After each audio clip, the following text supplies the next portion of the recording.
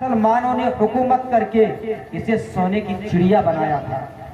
800 سال تک محنت کر کے اس ملک کو سنوارا تھا، خوبصورت بنایا تھا۔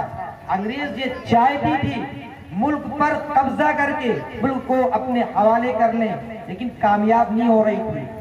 اسی طریقے سے برطانیہ کے آفس کے اندر بڑے بڑے سیاستدان، بڑے بڑے انگریزوں کو، بڑے بڑے انجینئروں کو، حکمرانوں کو اکٹھا کیا انگریز نے۔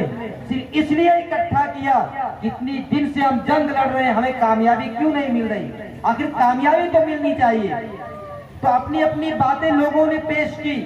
ایک انگریز افسر کھڑا ہوتا ہے اور عرض کرتا ہے، سن لو میرے دوستو کہ جب تک ہندوستان کی سرزمین پر مدرسے باقی رہیں گے تم ہندوستان پر قبضے نہیں کر سکتے ہو۔ جب تک ہندوستان کی سرزمین پر مکاتب و مدارس کے جال رہیں گے تم قبضہ نہیں کر سکتے ہو۔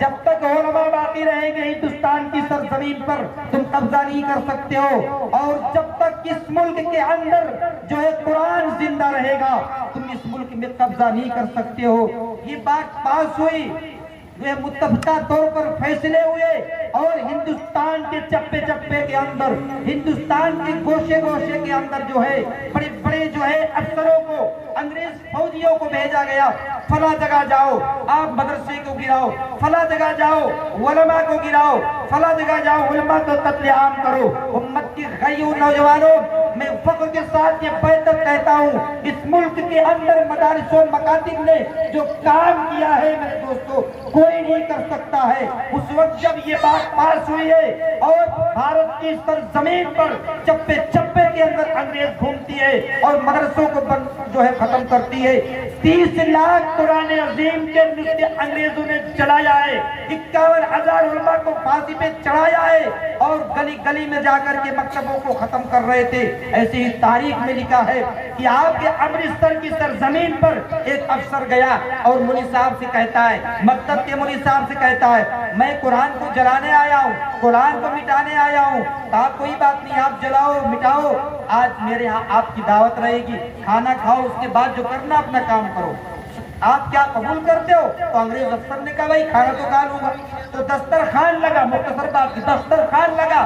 کھانا کھانے کے بعد مولوی صاحب نے کہا، مکتب کے مولوی صاحب جن مکتب میں اپنے بچوں کو بھیجتے ہو نبی کا اسوہ سیکھنے کے لیے، نبی کا طریقہ سیکھنے کے لیے، قرآن سیکھنے کے لیے، امت کے غیور نوجوانوں، اسی مکتب میں کھانا کھانے کے بعد مولوی صاحب نے کہا، سر میرے مکتب کا بچہ قرآن سنائے گا، آپ سنیں گے قرآن؟ کہا کیوں نہیں۔ ایک بچہ کھڑا ہوا، مکتب کا قرآن سنانا شروع کیا، پڑھتے پڑھتے پڑھتا گیا۔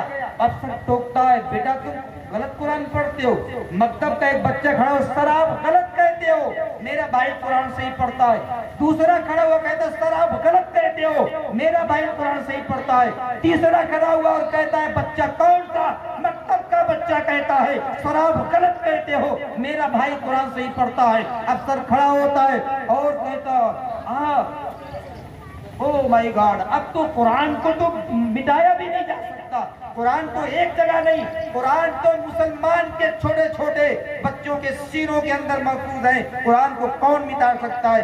کہا میں جاؤں گا صبح جو ہے دلی جا کر کے کنٹرول آفس روم کے اندر میں مشورے دوں گا، ارے قرآن کو تو معاشرے سے ختم کر سکتے ہو، قرآن کو جلا سکتے ہو، لیکن اس ہندوستان کی سرزمین پر ارے مسلمانوں کے بچوں کے سینوں کے اندر قرآن محفوظ ہے۔ میرے دوستو آج میں کہتا ہوں جو حالات ہیں ملک کے، ضرورت ہے اسلام کو زندہ کرنے کی، ضرورت ہے قرآن کی تعلیم کو زندہ کرنے کی، ضرورت ہے مکاتب و مدارس کو جو ہے کہ جال کو پھیلانے کے لیے ایک ایک گاؤں میں دوستو نہ بچے۔ لیکن میں تو فخر کے ساتھ کہتا ہوں جو ہے 100 سال پہلے، 200-150 سال پہلے دارالعلوم دیوبند نے جو میرے تحریک چلائی تھی، آج میں فخر کے ساتھ کہتا ہوں اگر ایک چھوٹا سا گاؤں 2 گھر 3 گھر کا بھی مسلمان اگر ہے، الحمدللہ ہمارے بچے وہاں بھی قرآن سیکھ رہے ہیں۔ اور آنے والے وقت میں حالات ایسے مسلمانوں